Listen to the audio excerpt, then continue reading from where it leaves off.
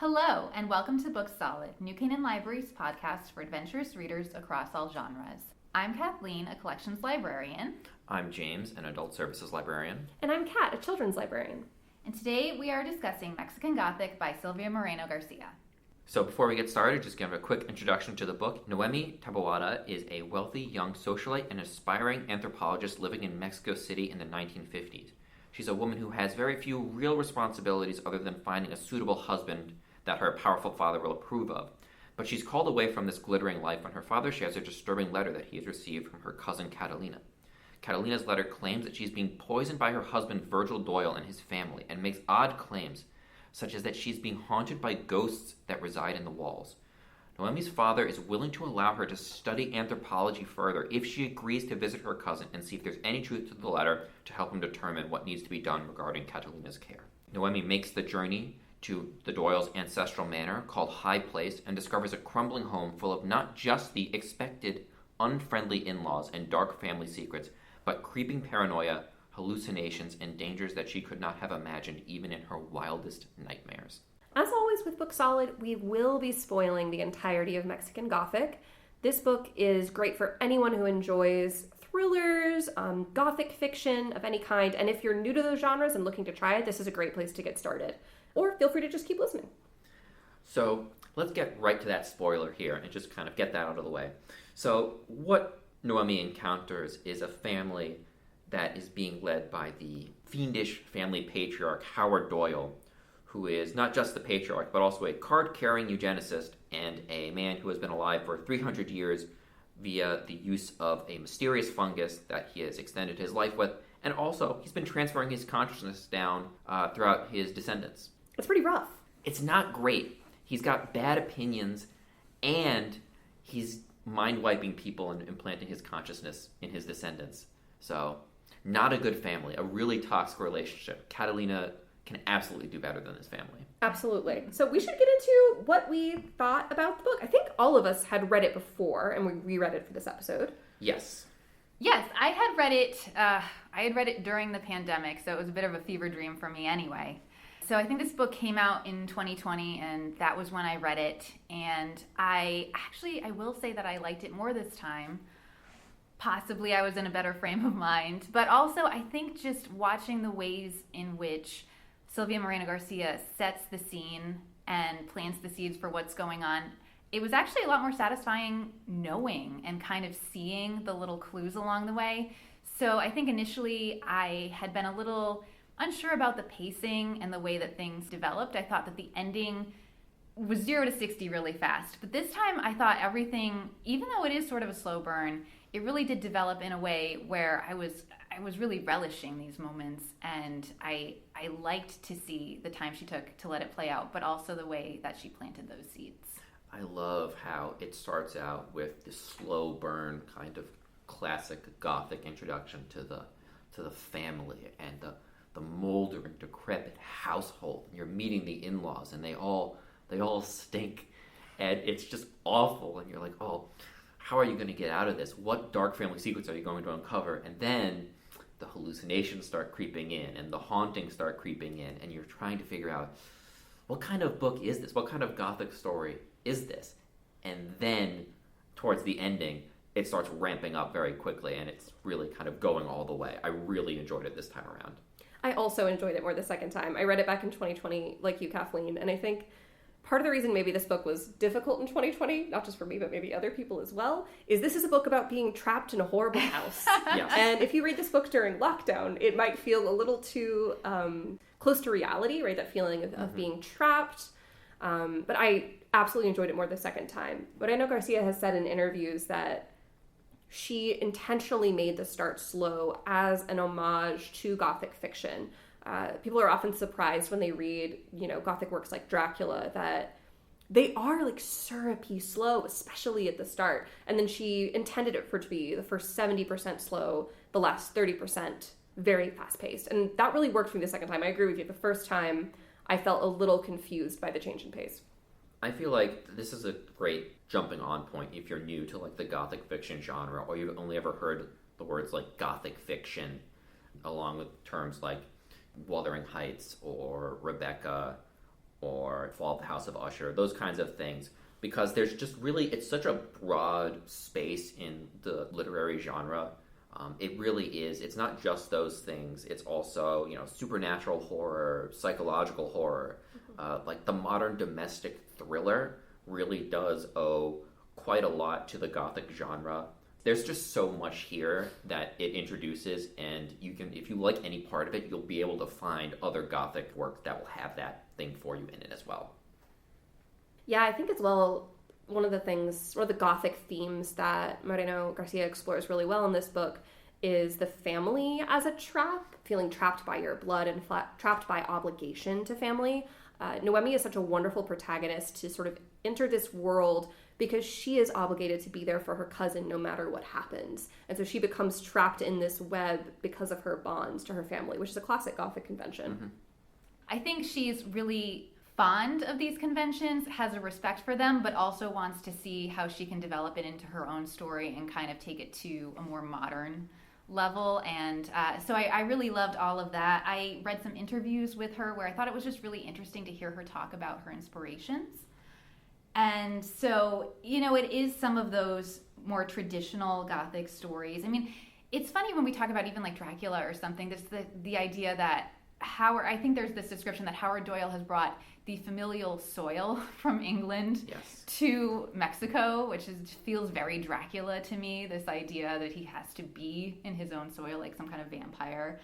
But she's talking about all of these different inspirations, and some of them that I was familiar with and some of them that I wasn't. I mean, obviously a variety of Gothic novels, but also she said the horror films of Carlos Enrique Taboada, who I've never heard of, but I thought it was so fascinating that she's taken his name and given it to her protagonist. Mm-hmm. The aesthetics of Hammer films with this idea of the mist, and she does talk about how this is not obviously what you expect of Mexico, this very Gothic ambiance, almost a more traditional, like they've recreated England in so many ways, but even the house and the surrounding area has this kind of weird, almost like Moors or something. Yes. But then she's also mixing it in with Mexico's mining history and post-colonial history. So it is kind of turning it on its head and turning it into something new. I think another of the subversions that I particularly loved is the subversion of romance in this book. Moreno-Garcia has said that in sort of more, I would say, 19th century Gothic novels, Virgil you might expect to be the classic romantic interest. He's a Byronic hero. He's attractive, but also dangerous and deadly. Our main character is attracted to him, and Virgil understands her attraction to him to be consent when it's obviously not. And I personally loved that because I never could fall for a Byronic hero in a classic Gothic novel. And Moreno-Garcia sort of points out the ways in which a Virgil or a Mr. Rochester from Jane Eyre fails to live up to contemporary standards and what we expect from a romantic interest. And I really appreciate the subversion by having Noemi, this very outgoing, very conventionally attractive for her place and time person, actually fall for a meeker, quieter, less attractive, or like physically conventionally attractive character. I thought that worked really well. Yeah, I agree. I think that Noemi's a really fascinating main character. I love how she's fully believable in a lot of ways that I really appreciated. She's a woman who knows her expected roles and responsibilities in the time period in 1950s Mexico, and she understands that role that she has, those connections that she has, are a source of strength that she can lean on. And because she's kind of navigated that water in like the social scene in Mexico City, when she comes to High Place, when she's in conversation, the reader gets a good sense of how Noemi's feeling about how her standing is in like any given conversation. She can feel like the push and pull of where she has enough influence to get someone to do something she wants, or when she realizes that she's ceding ground and she has to kind of pull back.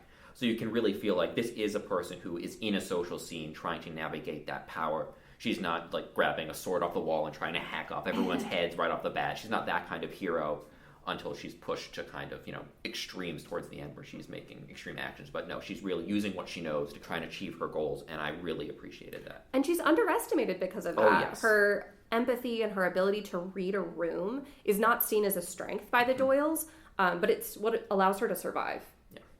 So we should talk about the horror of eugenics. Because it's a big part of this book. It's our first really, really big red flag that Noemi has walked into potentially a very dangerous situation. When Howard Doyle asks her if she is read, given that she wants to study anthropology, about fit and unfit types. He launches right into it. He did not, he wasn't even really waiting for the invitation. He just he's like, it's time for me to talk to you about some beliefs that I have. And it's interesting because she is interested in anthropology. At that time, she would be aware of this kind of thought, and she is somewhat familiar with some of the concepts that he's talking about. She just doesn't seem to put much stock into them, whereas he is fully engaged with the whole eugenic project up to the point where he's mentioning approvingly some of the classic eugenic thinkers' ideas where it's like, well, sometimes, inbreeding would be preferable to breeding with the, quote-unquote, the lesser races and species to build for traits and stuff, which very quickly would make any modern reader pull back and go, whoa, what's happening here? It sets the scene really well for what the book ends up being about and what the mystery of the house ends up being about. But I think initially it just feels like a red flag. It just feels like, oh no, she is in this horrific situation. This man is terrible and she knows he's terrible, but everyone else is going along with it. So how does she kind of navigate that social situation? And then later we kind of see the depths, the extent that these beliefs...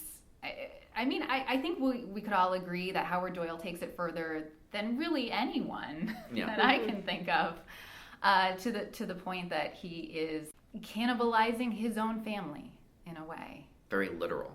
Very, very literally.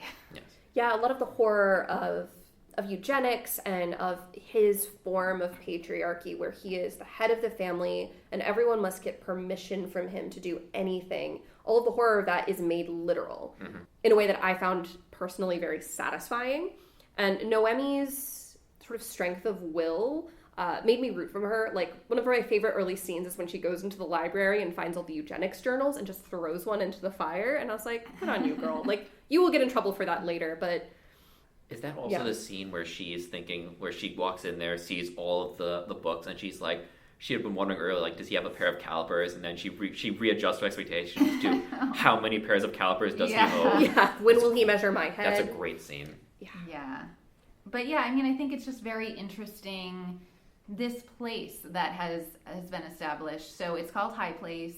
It's its own, I don't remember how they describe it, but it's its own little piece of England that has been transported to Mexico, basically. So the family has refused to learn Spanish, except for Frances.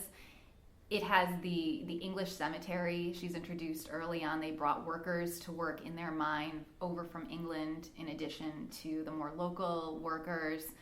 So it's this very strange thing of being defiantly something else in this new land that they've moved to.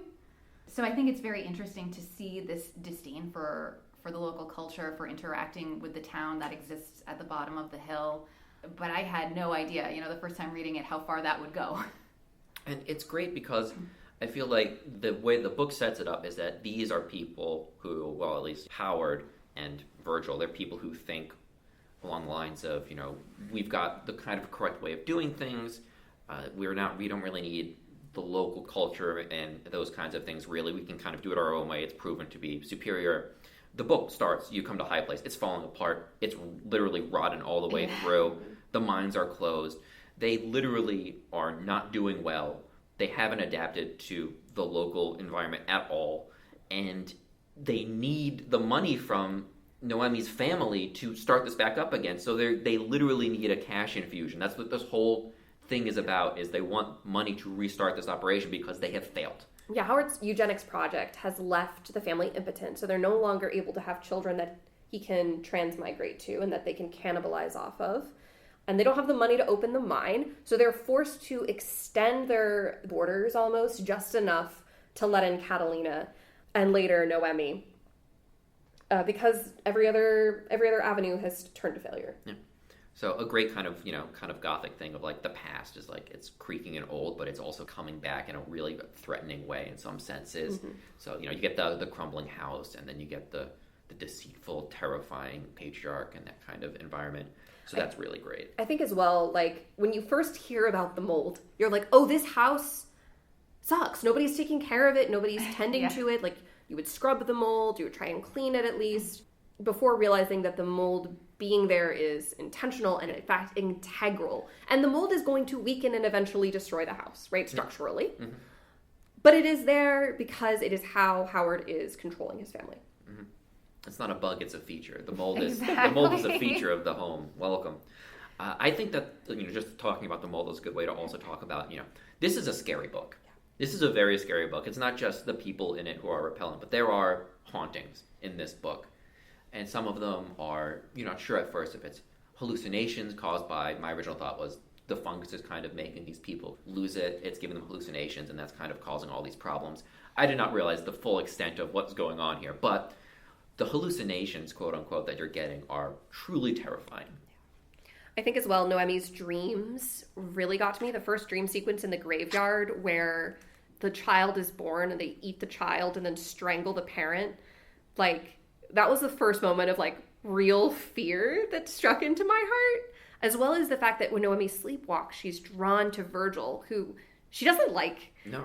And she's left in these very vulnerable places where her own sense of self and her own sense of what she wants becomes corrupted by his influence. That to me is more frightening than a scary mushroom. Yeah, definitely that loss of control. And we don't initially, I think, have this idea of how much of it is hallucinatory, how much of it, I think Noemi does have this fear of, like, is this something inside of her, and doesn't understand that maybe there is, as we later learn, control that's being inflicted on her by the house. So they're constantly surrounded by these spores and, like, the mushroom influence. Just by breathing the air in the house, you're subjected to it. And it's impossible to combat except through kind of poisoning yourself in another way. But the influence that is being inflicted on her is very scary, and she doesn't know what's real and what's not. And we don't really know what's real and what's not. It's very dreamlike, but it's pretty close to the end that we really learn what the gloom is, which is kind of the consciousness of the house, I guess you could say. And until then, all of the stuff that's happening, she doesn't know, for example, if these are dreams and no one else knows about them, but then it's clear by the end that Virgil has always been aware of what's going on in those dreams. I think one of the most interesting things about the gloom to me is that it is both conscious and exerting will over Noemi and being wielded by Howard and Virgil. So Noemi comes to believe by the end of the book that two of the women that Howard sacrificed for his project, Agnes, who's at the base of the house, and Ruth, who is spoken about often, she tried to kill Howard after killing...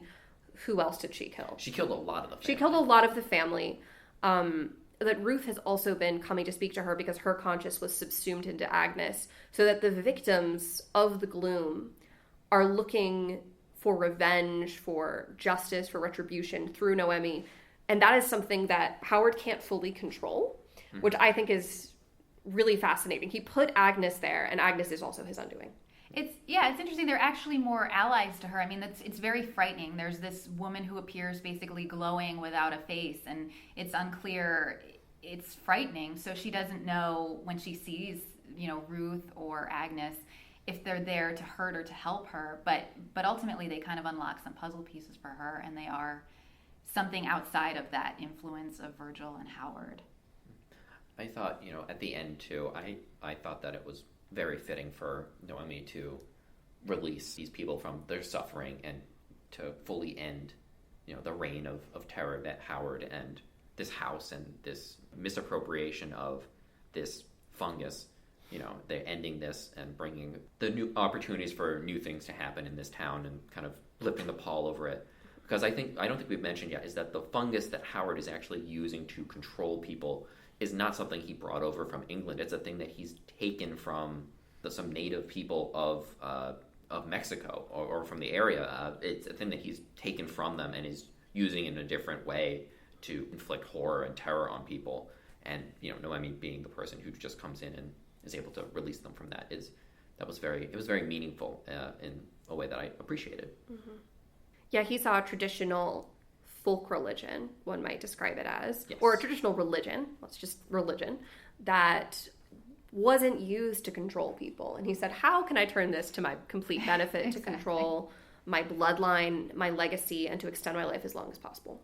Yeah, it's made very clear that what he sees, he wants to take that further. So what he's seeing is just something that they use for healing properties. And then he says, well, could it make me immortal, basically? How do I turn this into an imperial project Exactly. headed by me? And there's a lot of body horror in this book. there's a lot. So I think that's some of the stuff that really got to me. And it's all the classics. I mean, I think there were teeth falling out at some point. There's bile oozing out, worms coming out of mouths, all the things that you picture in your head and really wish you weren't picturing. But it's really satisfying because it really goes to some gross places. All the more satisfying when we triumph in the end with our hero. I really, it's good to have a book where there's a happy ending. Yeah, I know Moreno-Garcia has said she's kind of left it ambiguous because in that final scene, Noemi is thinking about how one day maybe she'll look into Francis's eyes and see the sheen of gold, or look into the own mirror and see the fungus there.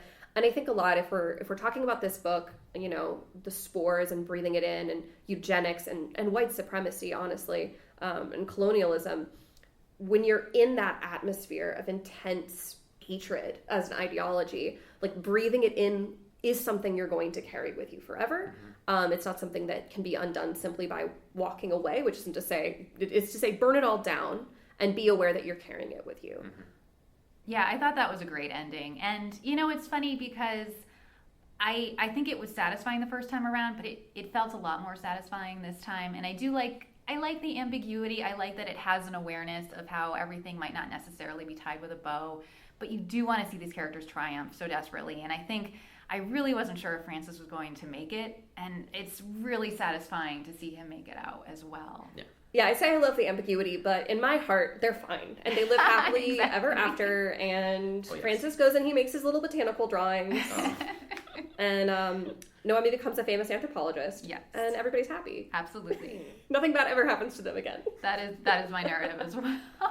What better place to leave off with that? Everything ending happily. Nothing bad happens to our favorite characters ever again.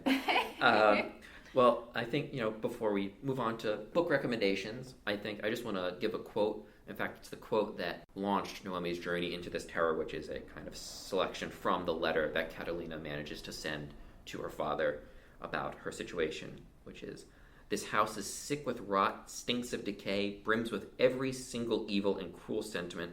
I have tried to hold on to my wits to keep this foulness away, but I cannot. I find myself losing track of time and thoughts. Please, please, they are cruel and unkind, and they will not let me go. I bar my door, but still they come. They whisper at night, and I am so afraid of these restless dead, these ghosts, fleshless things." It's really what you want from a Gothic novel. Yes. And it's early on and it really delivers. You're like, okay, I'm in good hands. Absolutely.